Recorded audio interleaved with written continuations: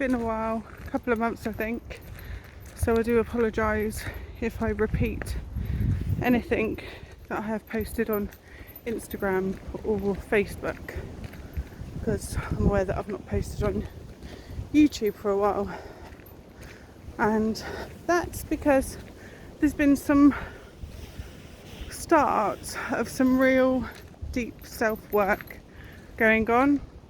I did have a bit of a breakdown, and it was eye-opening, I think, and luckily I did have somebody that I could offload to, and somebody that is just so calm and was able to give me some real good advice. So when you are on a self journey, you're going to come across patterns of behaviour within yourself, and first of all you're going to notice how you talk to yourself, because when you're practicing awareness, you're being completely aware, and they say that people are only aware, I think 1 or 10%, or is it 20% max of the time. So between the 5% and the 1%, the rest are not practicing awareness. And when you practice awareness, it's both brilliant because you find yourself more productive in your day, but you also find yourself being aware of how you're talking to yourself. And then when you're aware of how you're talking to yourself, you're then aware of how everybody else picks up on how you're talking to yourself. So it's like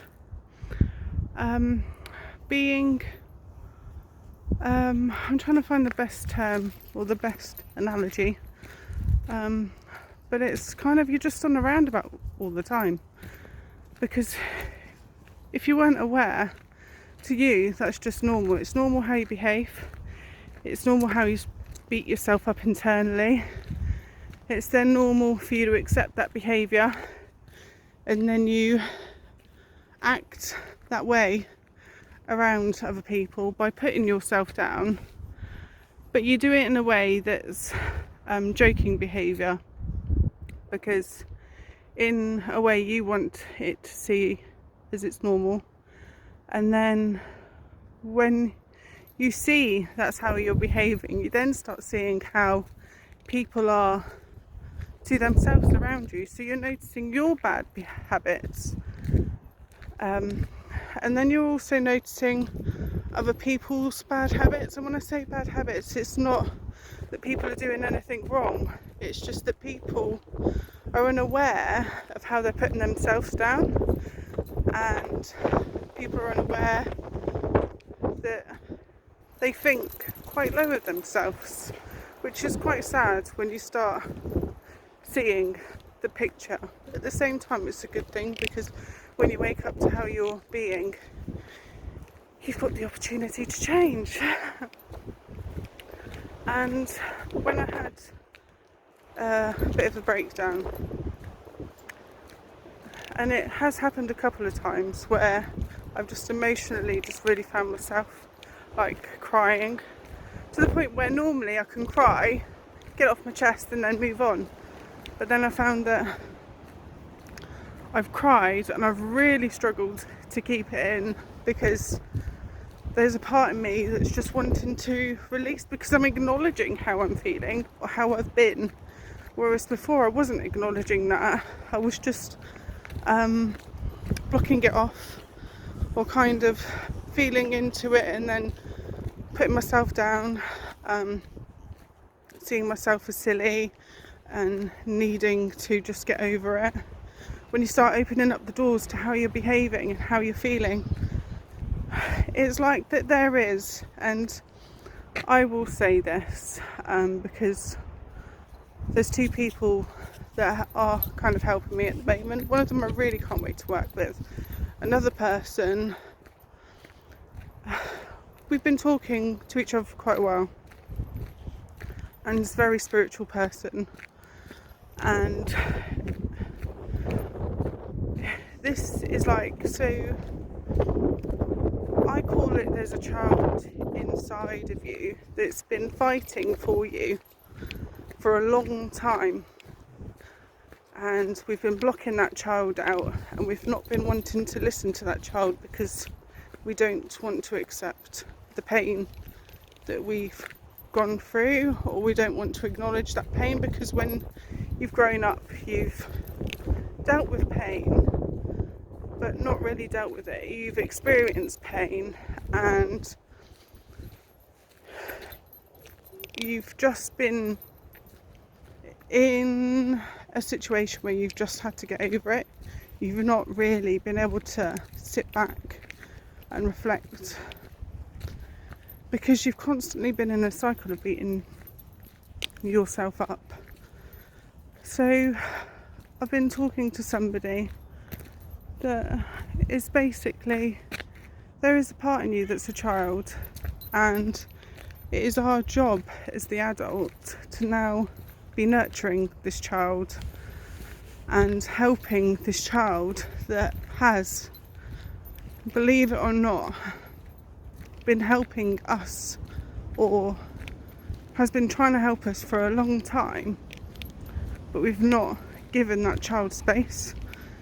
Some people call it ego. There's loads of other words that you can call it, but it's yourself.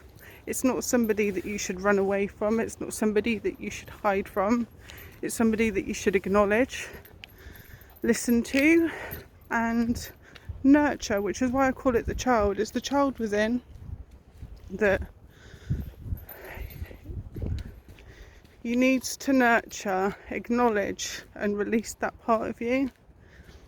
And this is why sometimes, or not sometimes, through self-reflection can be really hard, and it's okay to feel how you're feeling, and I am going to say that it's okay to cry, it's okay to release, but when you're releasing, just be aware of any negative talk that you are inflicting on yourself, because that's what you need to change. You need to be able to change those negative patterns of talk, because as much as your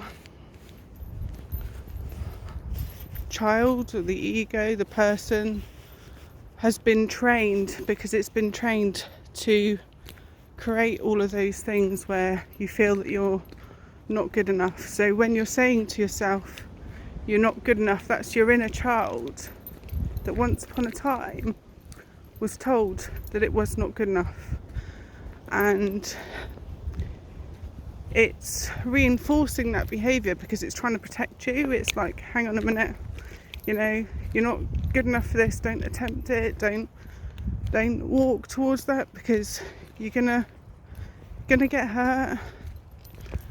All of those feelings are normal, they'll come up, but it is just the child within you that just needs nurturing. Do you know, if you've got children, or you've got animals, or even flowers in the garden, how you nurture that, that's how you need to nurture yourself.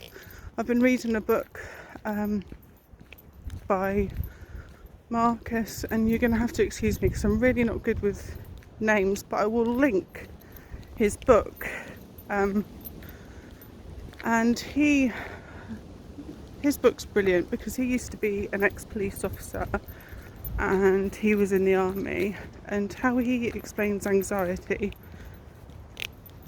is totally relatable, and some of the things that he says in there do relate to self.